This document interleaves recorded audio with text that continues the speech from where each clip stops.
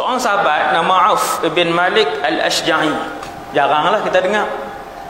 Kalau sebut Umar ibn Al-Khattab, satu masjid ni tahu. Kalau sebut Abu Hurairah, satu masjid tahu. Auf ibn Malik, malam ni baru dengar. Auf ni dia mai jumpa Nabi sallallahu alaihi wasallam. Kemudian dia bagi salam daripada luar. Assalamualaikum ya Rasulullah. Nabi kata Auf, dengar suara ya. Nabi kata Auf, bahasa kita Auf kah? Ajiman kah? Macam itulah. Tapi Nabi sebut nama je. Cuma baca nama tu dia ada tanda tanya lah. Ulama hadis di Syria waktu kami mengaji Sahih Bukhari awal sampai habis tu, baca tu, yang mana ada intonasi tanda tanya, dia akan buat tanda tanya lah. Soalan ayat tu ayat tanya, bukan baca satu nada tak. Auf ibn Malik radhiyallahu anhu mai, dia bagi salam. Nabi kata Auf, dia kata na'am, ya, udkhul. Nabi kata masuk. Kulli au ba'dhi, masuk semua ke masuk setengah aja? Ni ayat apa ni? Ni ayat melawak. Melawak tapi ada batas dia. Dia tak melawak sampai menghina Rasulullah dah. Nabi dia tak muka masam 24 jam, muka nak perang 24 jam muhung. Hak duduk dengan orang 24 jam, dengan orang bagi salam pun muka nak perang, mai semayang muka nak perang, balik rumah muka nak perang. Hak tu sunnah siapa? Hak serius 15 jam sehari ni sunnah siapa? Jadi ada bab gurauan Rasulullah. Bab Imam Tirmizi buat dalam kitab Syama'il, bagaimana Nabi bergurau. Bila sahabat mai dengan Nabi, sahabat juga bergurau, tapi tidaklah sampai mengurangkan kemuliaan Rasulullah. Dia bagi salam. Nabi kata Auf kah? Ya. Masuk. Masuk semua kah? Masuk sekerat je. Melawak tu. Nabi kata masuk semua lah. Dia pun masuk. Ya Auf, duduk tu tazkirah tu. Rasulullah ni kalau siapa baca sirah Nabi duduk 5 minit pun mesti ada maklumat tentang ilmu. Itu sifat murabbi. Nak tengok sifat murabbi, orang alim yang kita ikut, yang boleh tunjuk kita kepada Allah, bila pun duduk dengan dia mesti ada ingat tentang akhirat, mesti sebut tentang akhirat. Ini murabbi. Tuan-tuan tengok Rasulullah duduk dengan sahabat di market kah, luar masjid kah, dalam masjid kah, sebelum mula perang kah, selepas habis perang kah, dalam perjalanan nak balik ke Madinah selepas perang kah, sekali Nabi akan sebut. Bila Auf masuk, dia pun duduk. Nabi kata ya Auf, uhdud sittan baina yadayis sa'ah. Kira ada 6 benda di antara aku dengan kiamat. Wahai Auf, kira lah ni aku nak sebut kat kamu, ada 6 benda di antara sekarang sampai kiamat. Nabi pun kata awwaluhunna mauti. Nombor 1 ialah kematianku. Kamu tengok 6 ni berlaku, lepas tu kiamat. Nabi kata awwaluhunna mauti. Nombor 1 kewafatanku. Auf pun teriak. Lala tu teriak. Terus menangis dia Auf. Menangis dia sampai Nabi kata Auf, berhenti. Kata Auf, bila Nabi suruh aku berhenti, baru aku berhenti. Kita baca kisah Nabi wafat, hirup kopi lagi. Selepas Rasulullah wafat, hirup sat. Tak boleh. Para sahabat pun berbincang. Tak ada apa. Macam berita kata Maidin nak buka aja minggu depan, tak ada apa. Tuan-tuan tengok sahabat. Bukan Nabi cerita pasal kewafatan dia, Nabi duk buat sedih, lepas ni aku tak ada, hampa habis lah, hampa nak pergi dengan siapa, lepas ni aku tak ada. Nabi sebut satu je. Nabi kata wahai Auf, kira 6 ni berlaku, kemudian kiamat. Pertamanya kematianku. Satu ayat satu kataan, bukan ayat, satu kataan, kematianku. Menangis Auf, fastabkai itu. Sampailah Nabi kata wahai Auf, berhenti. Hatta ja'ala Rasulullah yuskituni. Auf kata sampai Nabi mententeram dan mendiamkan aku. Auf pun kata yang pertama, Kemudian Nabi kata Fathu Baitul Maqdis, pembukaan Baitul Maqdis. Hak nombor satu jadi tuan, kewafatan Rasulullah. Satu masjid boleh jawab, Nabi dah wafat. Nabi kata nombor dua, Baitul Maqdis di bawah pimpinan umat Islam. Pernah lagi Baitul Maqdis di bawah pimpinan umat Islam? Pernah, dah 2 kali dah. Sekali zaman Sayyidina Umar, sekali zaman Salahuddin Al-Ayyubi. 2 kali dah. Bila Nabi sebut yang kedua, Auf ibn Malik kata As-Thaniyah, 2. Nabi tak kira, Nabi sebut ya, Auf yang duduk kira. Nabi nak suruh dia kira. Kemudian Nabi pun sebut Mutanun yakunu fi ummati ya'khudhuhum mithla qu'asil ghanam. Nabi kata dia mai satu penyakit yang akan berlaku kematian. Bukan penyakit, Nabi kata akan berlaku kematian di kalangan umat aku. Kematian ini adalah seperti satu penyakit yang apabila kena binatang ternakan, semua bakal mati. Iaitu akan jadi banyak kematian yang mengejut di akhir zaman. Umur 8 tahun mati, 11 mati, 17 mati, 20-an mati, 30-an mati, 40-an mati, 50-an mati. Sehingga zaman ini, ni zaman hak saya dengan tuan-tuan hidup ni, peratus 30-an, 40-an, 20-an yang meninggal sama banyak dengan hak 60-an. Buatlah kajian, benda ni dia kena kaji, baru kita renung, kita boleh insaf. 2 minggu sebelum nikah meninggal, 2 minggu selepas nikah meninggal, keluar nak pergi merkit meninggal, keluar nak pergi raya meninggal, keluar balik daripada ziarah orang meninggal, tak ada apa, meninggal. Pasan ke tak pasan? Bukan orang jauh dah, kadang jiran Allah ambil, kadang kawan-kawan Allah ambil, kadang adik-beradik kita Allah ambil. Ustaz ke, artis ke, menteri ke, peniaga ke, masyhur ke, tak masyhur ke, tak kaya ke, jutawan. Ni Tuhan duk bertunjuk ni. Tuhan ambil jutawan, jutawan, jutawan. Allah nak bagi tahu tak ada kira. Kematian mengejut ini jadi banyak. Macam kena penyakit.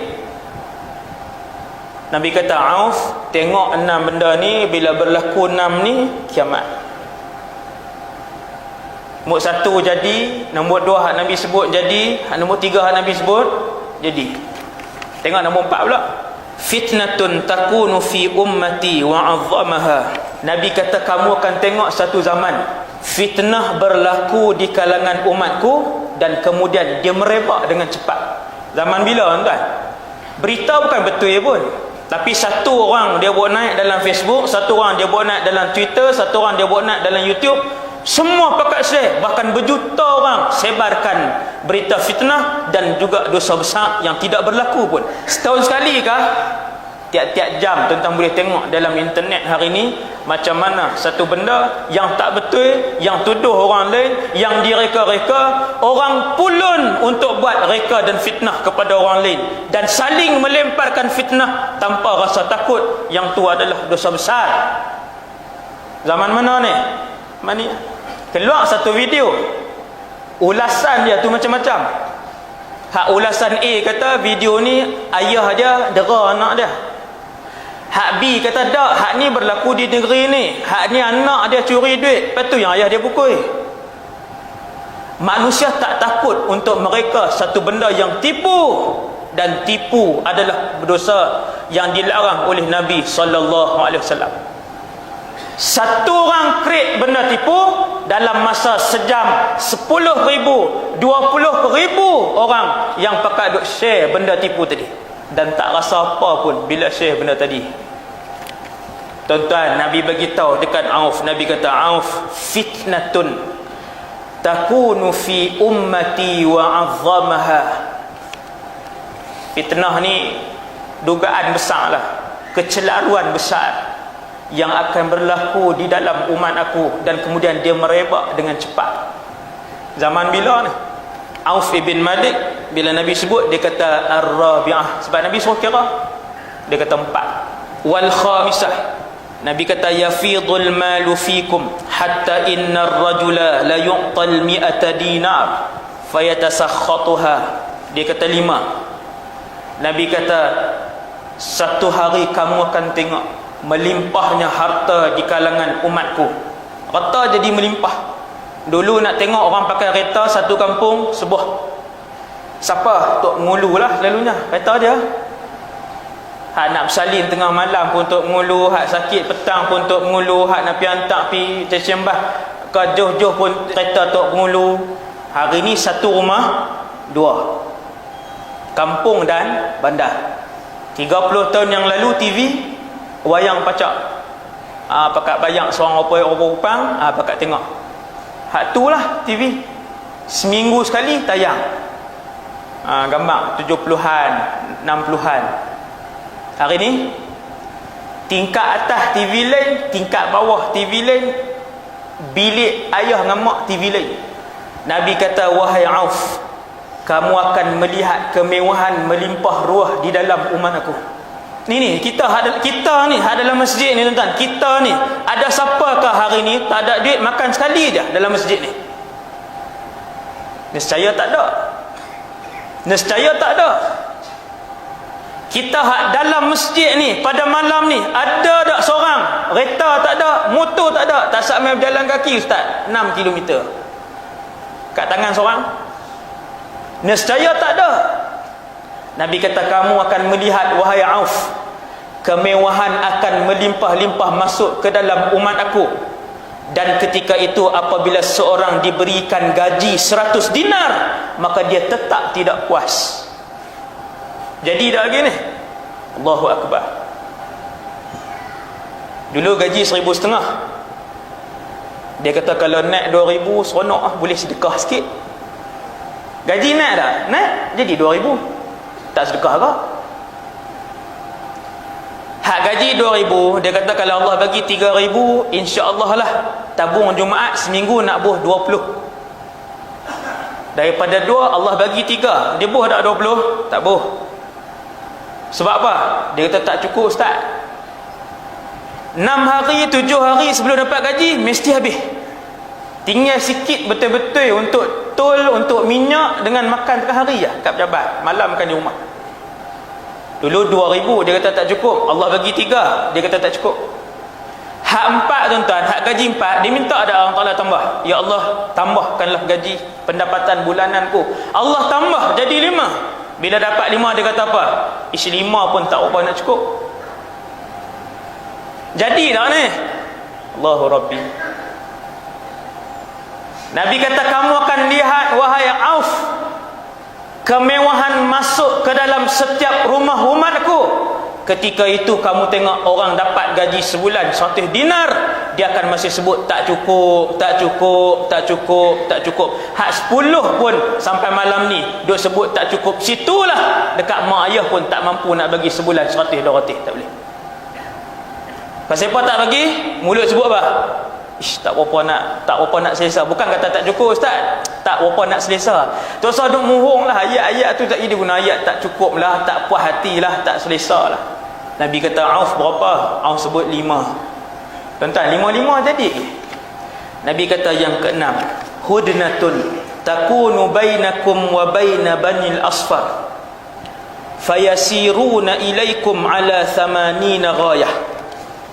Qultu wa mal ghayah?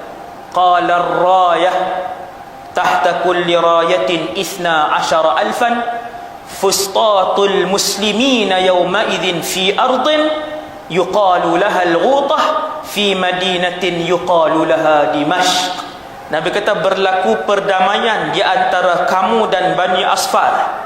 Jumhur ulama hari ni hak hidup tahun 2000, 2001 sampai 2016 ni, jumhur ulama daripada Saudi ke, Syria ke, Mesir ke, Yaman ke, bila mereka sebut Bani Asfar, mereka akan kata Eropah dan Amerika Syarikat.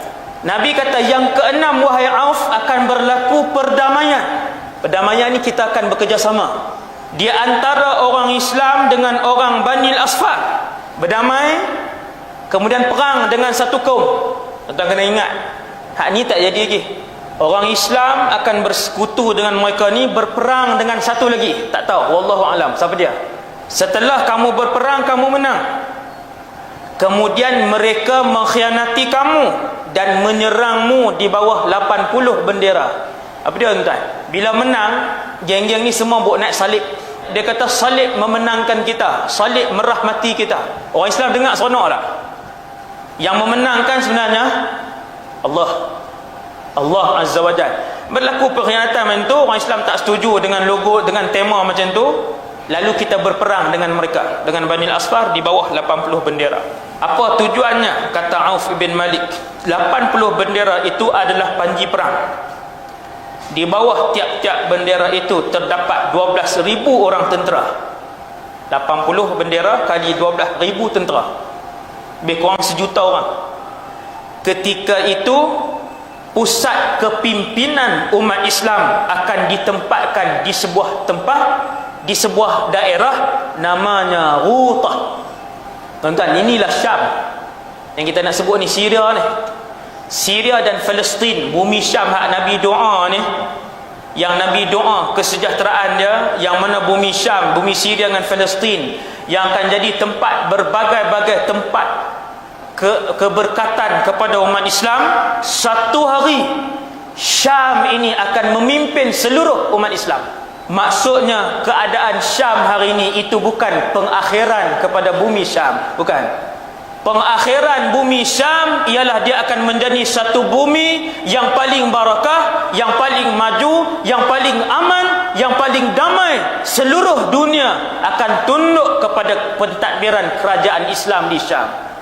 Nabi kata ketika berlaku perang itu, pusat kepimpinan umat Islam ketika itu di satu tempat namanya Al-Ghutah. Sehingga hari ini ada satu tempat yang namanya Al-Ghutah sampai hari ini. Dan dia berdekatan dengan ibu negara, tetapi dia bukan di dalam pusat bandaraya. Kalau tuan-tuan tanya Ghutah yang Nabi sebut ni, Ghutah mana? Di Tunisia ada tempat nama Ghutah, di Mesir ada tempat nama Ghutah, di Iraq ada tempat nama Ghutah, di Jordan ada tempat nama Ghutah. Maka Nabi kait dalam hadis ni, bila Nabi kata tempat kepimpinan orang Islam ketika berlaku perang besar itu, yang disebut dengan nama Yaumul Malhamatil Kubra, perang pertumpahan darah teragung, ketika itu pusat kepimpinan umat Islam adalah di Ghutah. Nabi kata dekat dengan satu pekan, nama pekan tu Nabi kata Dimash. Kalau Nabi tak sebut pekan ni, para ulama akan mengeluarkan pendapat mereka. Dia akan tengok pula tally dengan hadis lain pula, Ghutah ni mana hak Nabi sebut. Ulama akan keluar pendapat lah, ijtihad. Tapi bila Nabi sebut Ghutah dekat dengan satu pekan, namanya Dimash, maka semua ulama tahu Ghutah adalah Ghutah yang ada di Syria hari ini.